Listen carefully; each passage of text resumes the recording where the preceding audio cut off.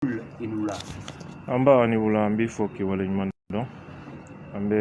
aw ka abonné bɛɛ fo mɔgɔ mɔgɔ bɛ ka an suit ni waati la an bɛ u bɛɛ lajɛlen fo.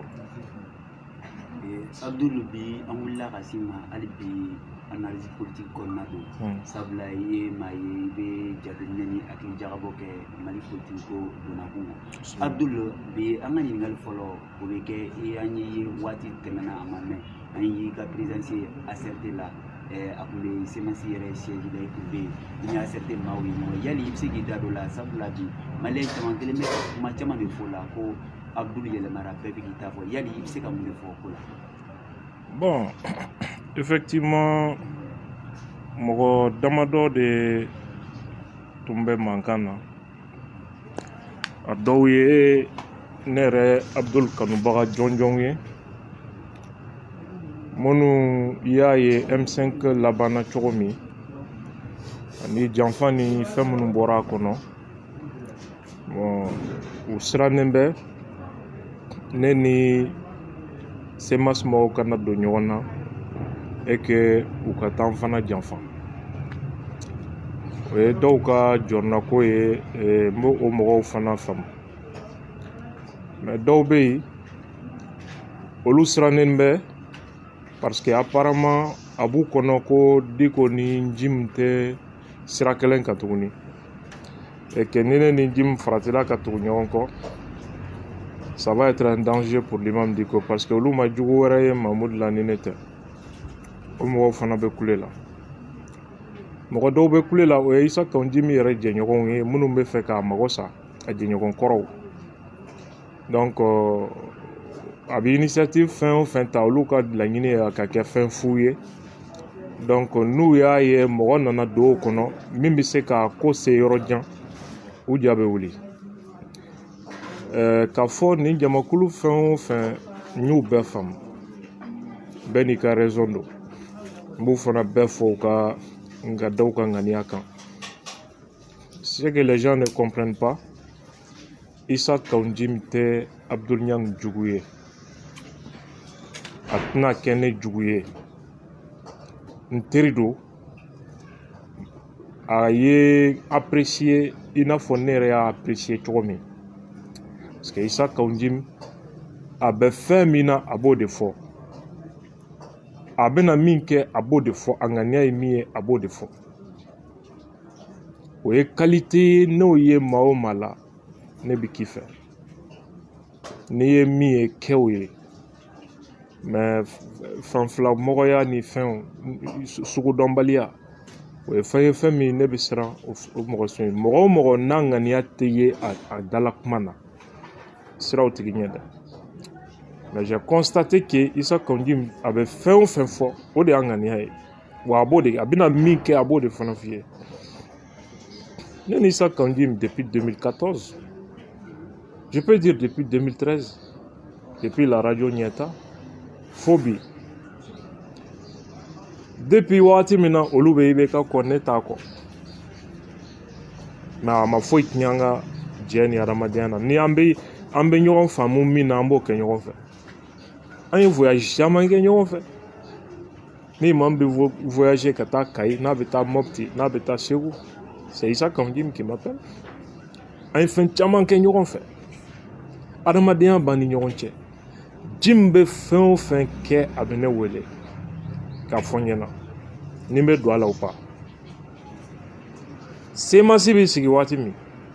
a ye n wele ka hali a statut ni règlement di yan ko ni n bɛ se ka don a la n y'a kalan n ko vraiment idée ka ɲi mais yɔrɔ minnu na n'an tɛ ɲɔgɔn faamu fan kelen na an bɛ tɛmɛ ɲɔgɔn na o la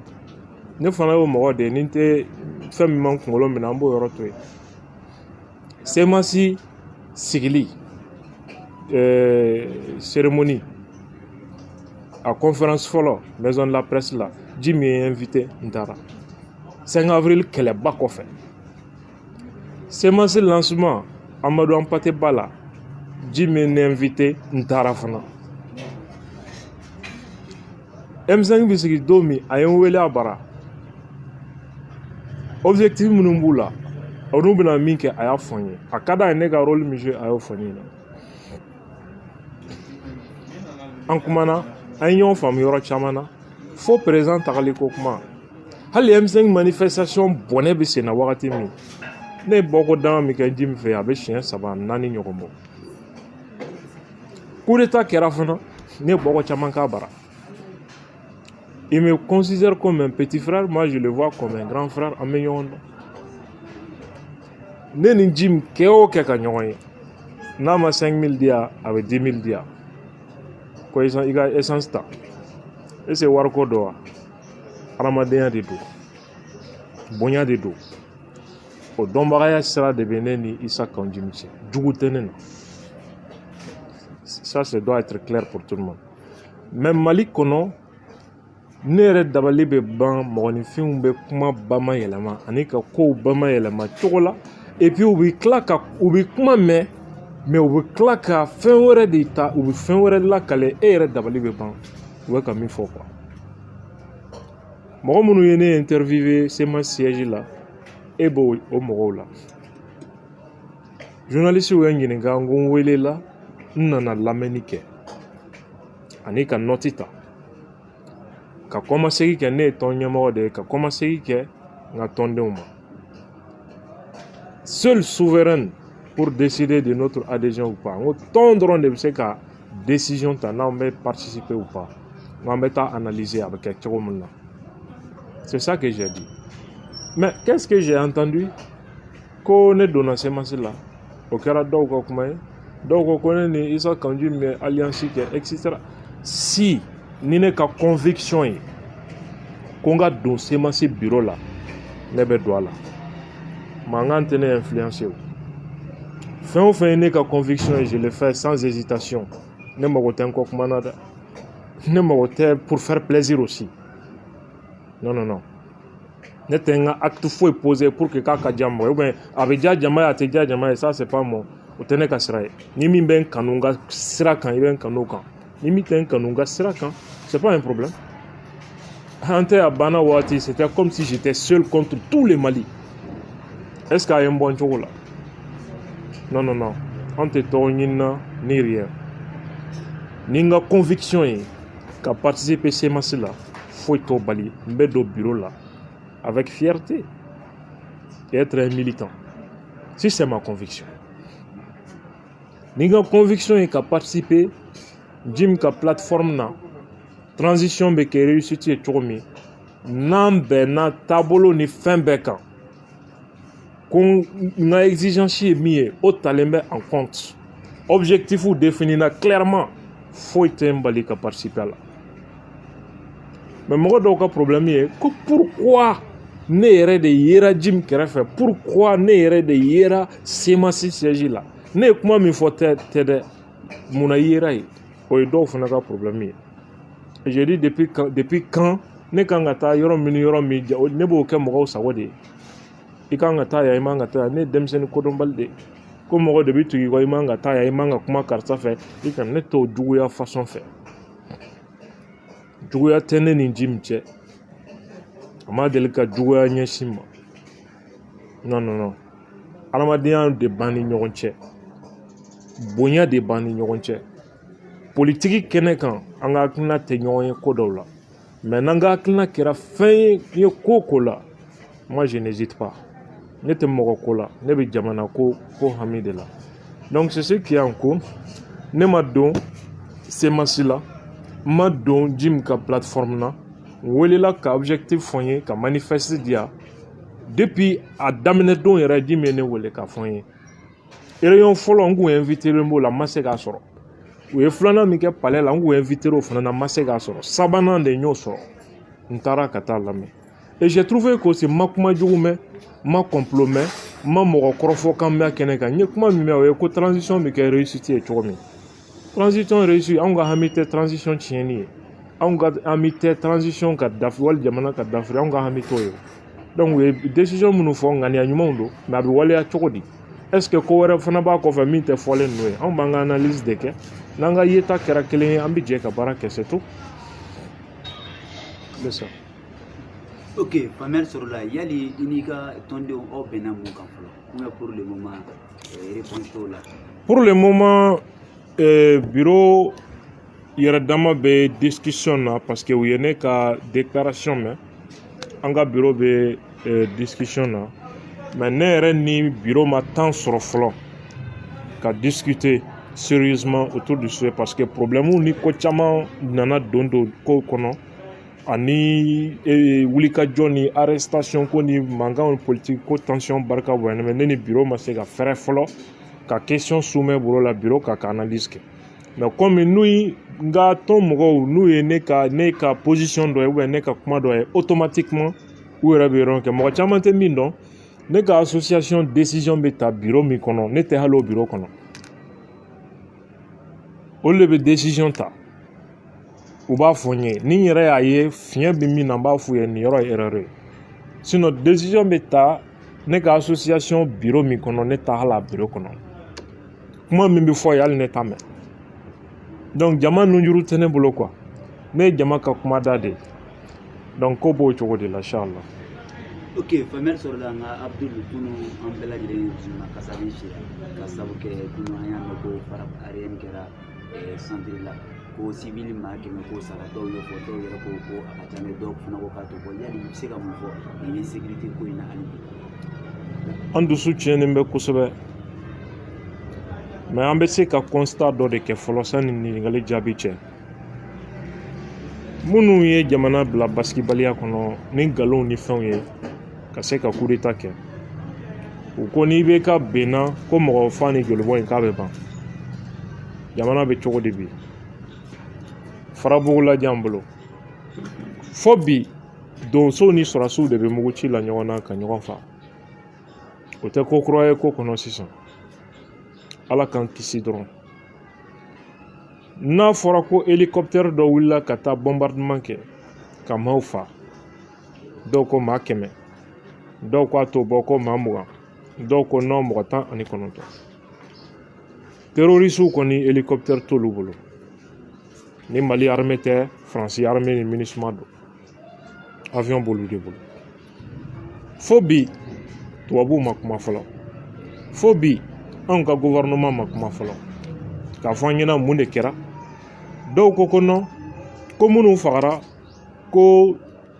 terroriste siganamɔgɔw de don des suspects je dis mais ni suspects de don ko terroristes don comment avion bɛ se ka wuli ka taa bombardement kɛ siga dama kama ka taa bombardement kɛ ka mɔgɔ faga siga dama kama pour que avion ka taa bombardement kɛ nka bɛ ɲɛɲini de k'a dɔn fɔlɔ ni cible min filɛ nin ye mun fɛn sugu don est ce que u kun dalen bɛ armée ka installation dɔ de kan est ce que u kun dalen bɛ état ka représentation dɔ ka yɔrɔ dɔ de kan en ce moment l'avion bɛ se ka wuli ka frappe kɛ à tout moment parce que sigala fɛn min don a tɛna déterminer facilement a dun bɛ ka ɲɛsin yɔrɔ min ma farati don mais gouvernement ma nin si fɔ n'a y'a sɔrɔ terroriste siganamɔgɔw de don gouvernement ka kan k'o fɔ an ye je crois que ni gouvernement armée yɛrɛ min bɛ hali n'u ye bagantigiw ka bagan sonyɛnɛw minɛ ka n'a di u b'o kɛ communiqué ye k'o disi gosi o armée ka sɔrɔ terroriste 100 wali terroriste 20 bɔn k'o faga o ye wasoko de ye pourquoi o t'a kuma fɔ k'a fɔ armée ye nin opération kɛ nin terroriste hakɛ fagara ça veut dire que siga bɔ kuma na ko terroriste de tun don ou bien ko siganamaw de don terrorisme na donc anw ɲɛ b'a la mɔgɔ caman b'a la ko faransi fana nɔ don ça aussi c'est possible parce que u ka sɔrɔsi minnu fagara kɔsa in na ani maliyɛnw b'a la ko k'u gɛn ka bɔ yan a bɛ se ka kɛ o dusukasi b'u kan u wuli ka ko sugu dɔw kɛ u ye nin min kɛ nin ye douansan nin ye mɔgɔw tɛ min kalama ils peuvent le faire même à Bamako u bɛ se ka hali misiri viser ka pɛrɛ a kunna ka maaw fa k'u to seli la u b'a fɔ ko fɛn de don dégâts collatéraux de don u b'a fɔ k'u ye sigana fɛn dɔ ye k'u y'a frappé accord min b'u ni Mali cɛ ça leur permet d'intervenir Mali yɔrɔ bɛɛ armée française wa n'u ye tiɲɛni fɛn fɛn kɛ foyi t'a la i sara fu Donc mɔgɔ ɲɛna ko nord ni fɛn dɔrɔn de la k'u bɛ se ka nin ɲɔgɔn kɛ a Bamako ici u bɛ se ka hali misiri wali dɔgɔtɔrɔsow ka bombarder u b'a fɔ k'u ye terroristes ka cible dɔ de bon ko erreur kɛra k'a taara jigin a yɔrɔ kan et puis c'est fini hein. Ils l'ont fait en Afghanistan à longueur de journée u b'a kɛ Libye yɔrɔ caman na Libye u ye dɔgɔtɔrɔso joli visé k'u bon beaucoup de choses mɔgɔw t'a dɔn armée française ni MINUSMA ninnu b'an ka territoire kan fɛn sugu min don jamana yɛrɛ bi situation min kɔnɔ mɔgɔ caman t'a dɔn an bɛ kunfɛ kuma na président nɔ tɛ président tɛna se ka fɛn ɲɛnabɔ nin na le président Bandao a n'a ka vice président u ŋaniya ka ɲi a ka d'u ye k'a dilan mais mɔgɔ minnu b'u senkɔrɔ u laban b'u se dingɛ kɔnɔ transition hami kan kan ka ye waati min ka transition kɛ réussite ye dɔw bɛ élection présidentielle labɛn na ka di politicien dɔ ma o politicien ni mɔgɔ bɛ se ka kɛ fadema ye an b'o minɛ k'u datugu kaso la ni kumakan dɔw ye c'est extrêmement grave ça donc o b'a yira ko transition hami tɛ ninnu na koyi jamana hami tɛ ninnu na koyi an y'a fɔ cogo min ni jamana hami b'u la k'u bɛ fɛ transition ka kɛ réussite ye wallahi anw labɛnnen bɛ k'u dɛmɛ n'an ka force bɛɛ ye n'an ka kodɔn bɛɛ ye n'an ka se bɛɛ ye mais n'u ŋaniya ye transition firili de ye ko k'u jigi da an kan an b'u dɛmɛ k'a firi o de y'an ka kumakan ye donc gouvernement tɛ se ka faamu ko e ka jamanadenw bɛ faga ka se nin kundama na fo bi gouvernement ko mɔgɔw ka vie tale ka sira ye an bɛ mun jamana sugu kɔnɔ au moins nin ma deli ka kɛ Mali kɔnɔ minnu ko k'olu bɛ minnu ye IBK fanga jalaki ko IBK ni Faransi de bɛ ka nin baara kɛ n'a min tɛ gouvernement na o bɛ CNT la wali chargé de mission yɔrɔ dɔ la walima o placera i b'a fɔ k'u kɛra bobo de u bɛ min ni mɔgɔ hakɛ sara u bɛ min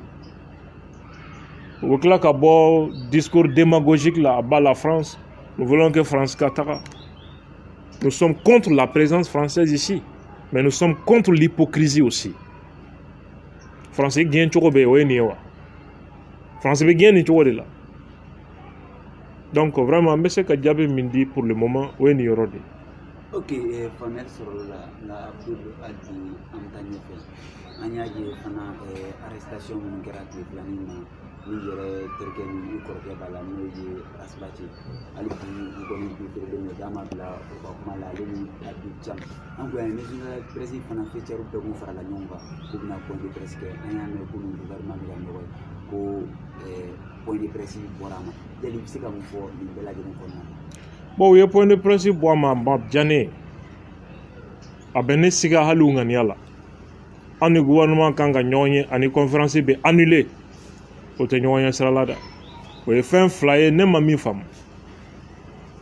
mais an ka ala ka kɛ hɛrɛ ye mɔgɔw minɛna anw ka kɛlɛ kun tun ye min ye a ka bɔ sécurité ta ka bolo kan o ka di justice ma o baara kɛra donc dossier bɛ justice bolo kan juge y'a estimé ko k'u bila kaso la fɔlɔ san'a ko ka ɲɛɲini o ye décision ye min bɛ juge bolo an bɛ to o décision kɔ fɛn min bɛ se k'u bɔ kaso la bi o ye liberté provisoire demandée ye ou bien jugement kɛli k'u lajɛya anw bɛ fɛ kiiri ka kɛ a ka jɛya de quoi il s'agit. N'i ye nin ko ninnu ta k'a lajɛ kuma caman fɔra procureur yɛrɛ ka réquisitoire taara a yɛrɛ sɔrɔ bɔlɔn kɔnɔ an t'a dɔn o kɛra cogo min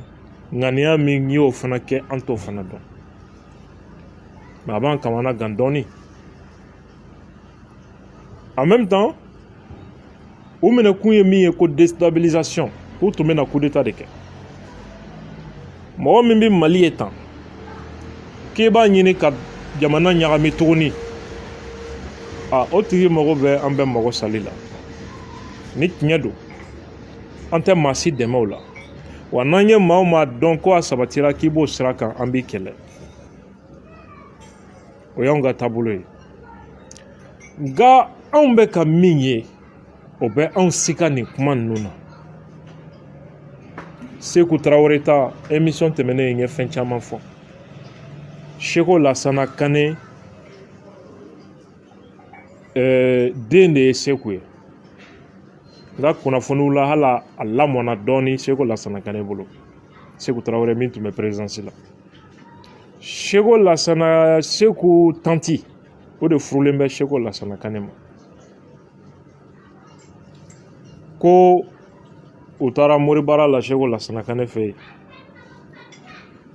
CNSP colonel min taara Seko Lasana Kane fɛ yen octobre kalo tɛmɛnen n'a profitera misiri dayɛlɛ senfɛ sini émission miroir n b'a tɔgɔ di mɔgɔw ma premier ministre kɔrɔ min bɔra Seko Lasana Kane fɛ yen Segu sini émission miroir n b'a ɲɛfɔ mɔgɔw ye u ye sɔgɔko min fɔ Kuluba n y'o fana ɲɛfɔw ye juma o juma sogo dibi de bɛ kɛ Asimi n'a ka mɔgɔw bɛ dibi de kɛ juma o juma Kuluba ye sogo min kuma bɛ senna Segu ma na n'a ye Asimi ka mɔgɔw de nana ni sogo ye u bɛ dibi de kɛ juma o juma ye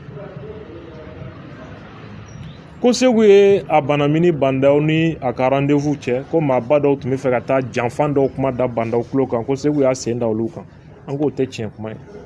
président ka audience a n'a ka contact personnel présidence secrétaire général t'o ɲɛnabɔ président ka cabinet sigili décret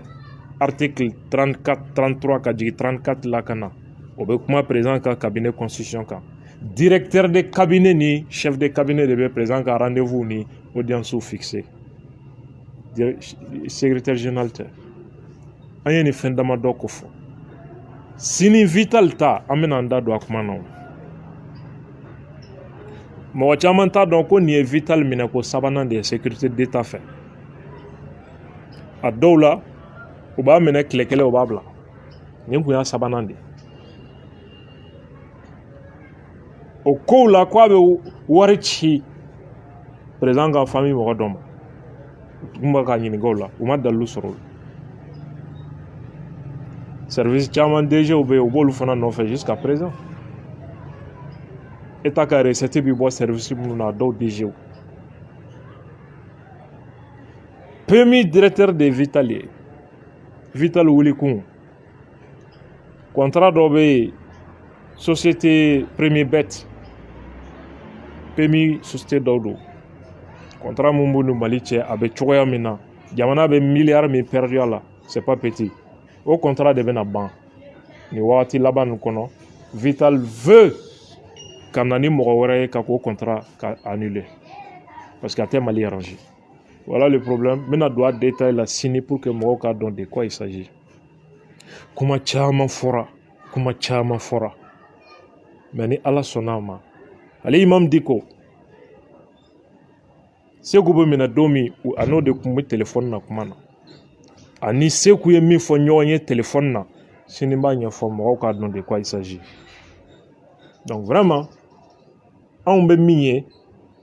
u ka jateminɛ na Seku n'ale bɛ Kuluba a bɛ n'a fɔ Bobo Sise bɛ Kuluba toujours ils veulent pas voir ça donc u k'o sama ka bɔ yen pour prendre en otage les présidents bandaw k'u sago kɛ parce que dɔw bɛ yen u tɛ fɛ transition ka kɛ réussite ye u mago bɛ agenda wɛrɛw de la u bɛ politicien wɛrɛw de ka baara la ka se k'o kɛ jamana kɔnɔ mais ni Ala sɔnna sini a tɛ kɛ basi ye k'a na bɛ dɛsɛ ni Ala sɔnna an b'a gundo ci babaw bɛɛ k'i yɛrɛ sɔrɔ. Ok Abdul faamuya sɔrɔla ni bɛɛ lajɛlen na Abdul an y'a ye fana kuma bɛɛ ni professeur Clément n t'a dɔn a bɛ ɲɔgɔn jaabi de wa walima mun n t'a dɔn mun yɛrɛ kɔni bɛ aw ni ɲɔgɔn cɛ yali mun de bɛ e ni Clément Danbele ni ɲɔgɔn cɛ. Foyi tɛ an ni ɲɔgɔn cɛ fo a bɛ janfa min na faso contrôle la ni ne o da kɛnɛ kan. Mɔgɔ min tun ɲɛna k'a bɛ kɛ premier ministre plein pouvoir ye ni coup d'état kɛra parce que fa donna dɔw la quoi u ɲɛna ko Mali kɛra n b'a fɔ cogo min bamananw b'a fɔ cogo min bilakuraw ka basa ɲimi yɔrɔ ye quoi. Donc o kama dɔw bɛ premier ministre ya yɛrɛ ŋaniya siri ka fari da. En même temps n'o tigilamɔgɔw hali chargé de mission ya a fɔra k'u valeur t'o bɔ. Des gens qui doivent même justifier leur diplôme. On te bɛɛ jate quoi. Ni danbe tɛ mɔgɔninfin na i bɛ se k'i permet fɛn bɛɛ la. Donc ni u sɔn jalen bɛ o la u perdira fɛn bɛɛ la même CNT a b'u ɲɛna k'o ye ne nɔ ye. Ne nɔ t'o ye o. O tɛ ne nɔ ye. Bɛɛ tere ani i ŋaniya de bɛ i sara la. Mɔgɔw y'a fɔ n ɲɛna k'a ye kuma dɔw fɔ tile 2 in na. N m'a lamɛn parce que an tɛ kisɛ ci su la quoi. On tire pas sur un cadavre. Ni mɔgɔ sara kaban i bɛ taa kisɛ ci o la. Ça ne sert à rien. Mais ne ka danbe bɛ min yira n na ani n bɔkolo ani n ka maliyɛndenya halalaya bɛ min yira n na. Ni woro ma bɔ mɔgɔ min ba nɔfɛ o de bɛ ɲamakala dɔgɔya. Ɲamakalaw ye fɛnba de ye. Ni ɲamakalaw ma den min tɔgɔ wele bamananw den sugu dɔnnen don. Ɲamakala tɛ den min tɔgɔ wele. Ɲamakala alimami bɛ den tɔgɔ fɔ ɲamakala de ale de b'a gansan. Ni ɲamakala ma den min tɔgɔ wele o tigi tɛ se ka ɲamakala valeur dɔw ta bonya. O de bɛ ɲamakala filɛ fɛn jasilen ye. Depuis yen i b'a dɔn ko danbe ani bɔkolo ɲumanya ye mɔgɔ dɔw jɛ. Mɔgɔ min b'o état de bassesse sugu la an n'olu tɛ niveau kelen ye. An n'olu t'a fɔ. N bɛ ɲamakala hɔrɔnw fo yan. Ɲamakala danbetigiw. Mɔgɔ caman ɲɛna ko ne bɔkolo ye Segu de ye. O de la u ka nkalonw b'u minɛ kuma bɛɛ quoi. N ye dɔw mankan mɛn ko Gawula ou bien mabɔ dɔ bɛ Segu ko o mɔden de y'anw ye. Ne ka levier ye fonctionnaire de ye.